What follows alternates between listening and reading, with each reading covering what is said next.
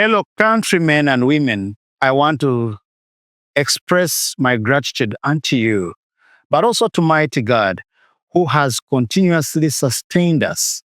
He has been faithful, He has been good, and has enabled us enjoy a world of peace, a world of prosperity. Every one of us is enjoying God's blessings in so many ways. You are blessed that you have a husband. You are blessed that you have a wife. You are blessed that you have children. You are blessed that you're from a family. Fundamentally, we always suffer more because we don't count the many blessings that God has actually given us. Due to that circumstance, we end up living in what we call identity crisis. What is identity crisis? Identity crisis is a state where man fails to discover who he or she is. A state where you have not known your purpose of existence and mission. And you are lost in many aspects. We always ask ourselves about the word status. You say married, or you say single, but you are married, again, you want to live like a single person. You are single, but again, you want to live like a married person. This total identity crisis, a state where you fail to live by your purpose of existence. This is manifested in so many ways. We have seen couples now in this country, a man who is married to his wife, but they're always at turmoil. They're always fighting each other. Why? Because the husband maybe is deviating from his position and roles. Or maybe the woman is also deviating from her position and roles. God created our existence in a deliberate and clear identity that once you are married, you should be committed and be able to fulfill these obligations. But when you deviate from these obligations, you cause a lot of crisis. That's what you call domestic violence, marriage instability, and many other issues that have come along the way because we are deviating from the original purpose, original plan of our existence. There are many who are Africans by nature, but by lifestyle, they want to live Western lifestyles. You find them maybe trying to mimic life of people from the West, and they do not want to live by the position, by the practices, by the customs of their African culture. And this in itself also causes a big challenge. And this is part of what we are defining as identity crisis. Politics has also had its own dimension of crisis. You talk of multi-party democracy, but again, you want to behave single party. That's a crisis. You talk about human rights, you talk about equality, you talk about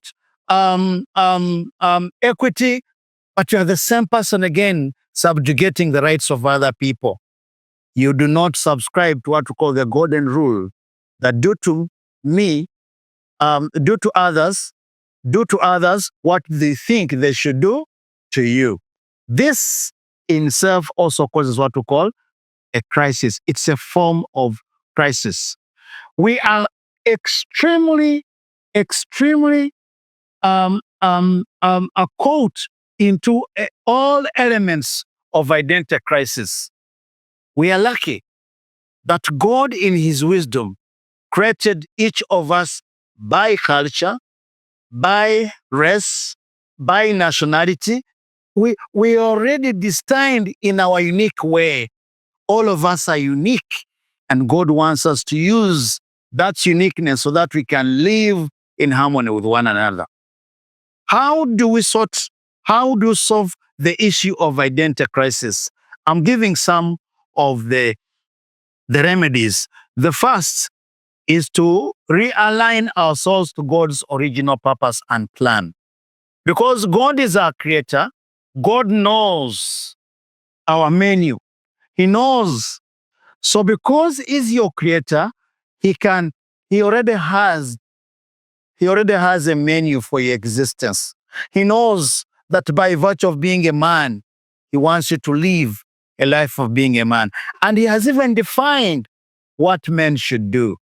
He has also already defined you as a woman, and He has defined specific roles meant for a woman. You can't believe in God's creation wonders. He gave women breasts, but did not give men breasts. Maybe because men may not be good in breastfeeding, but women will be able to do the breastfeeding. And when you look at the physical morphology of a woman, it's a little soft, a little unique, different from the muscular lifestyle of a man. All those are aspects that God created so that we can live in harmony. Why? The difference that a woman has is what attracts a man. The difference that the man has is what attracts the woman.